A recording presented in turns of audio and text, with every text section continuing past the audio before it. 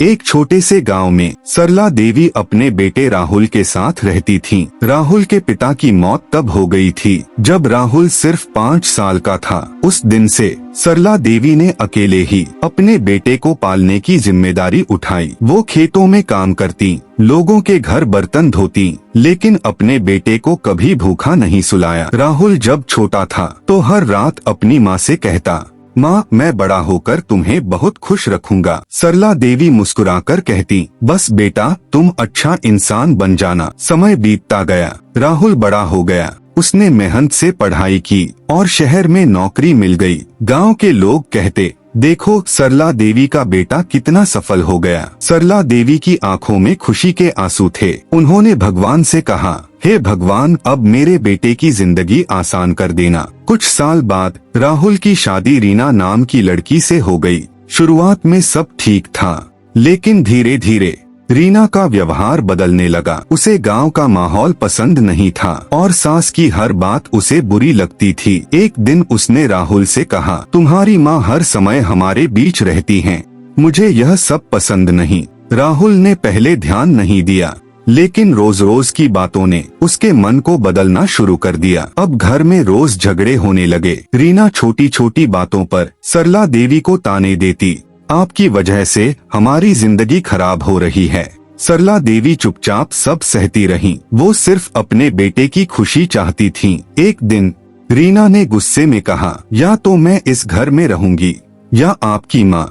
यह सुनकर राहुल का दिल घबरा गया। अगले दिन सुबह राहुल ने अपनी माँ को बुलाया। उसकी आवाज कांप रही थी, माँ अब आप इस घर में नहीं रह सकती। सरला देवी को लगा जैसे जमीन उनके पैरों के नीचे से खिसक गई।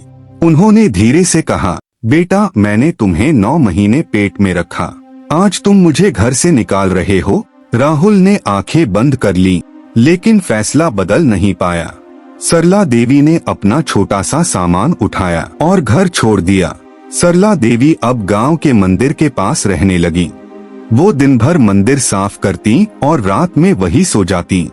कभी कभी उन्हें खाना भी नहीं मिलता था, लेकिन हर दिन वो भगवान से यही प्रार्थना करती, हे भगवान मेरे बेटे को खुश रखना। गांव के लोग उनकी हालत देखकर बहुत दुखी थे। समय बीतता गया, 5 साल गुजर गए। राहुल अब शहर में बहुत बड़ा बिजनेसमैन बन चुका था। उसके पास पैसा, बड़ा घर और सारी सुविधाएं थीं, लेकिन एक चीज की कमी थी, माँ का आशीर्वाद। एक दिन अचानक राहुल की कार का एक्सीडेंट हो गया। उसे गंभीर चोट लगी। डॉक्टर ने कहा इसकी जान बचाने के लिए तुरंत खून चाहिए, लेकिन उसका ब्लड ग्रुप बहुत रेयर था, कोई भी मैच नहीं हुआ। तभी एक बुजुर्ग महिला आगे आई, वो थी सरला देवी। उन्होंने बिना कुछ सोचे अपना खून दे दिया। राहुल की जान बच गई। जब उसे पता चला कि उसकी जान उसकी माँ ने बचाई है, तो उसकी आंखों से आंसू बहने लगे। वो तुरंत अपनी माँ के पास गया और उनके पैरों में गिरकर बोला, माँ मुझे माफ कर दो, मैंने बहुत बड़ी गलती की। सरला देवी ने अपने बेटे को गले लगा लिया। उन्होंने कहा, बेटा माँ का दिल कभी अपने बच्चों से नाराज नहीं होता।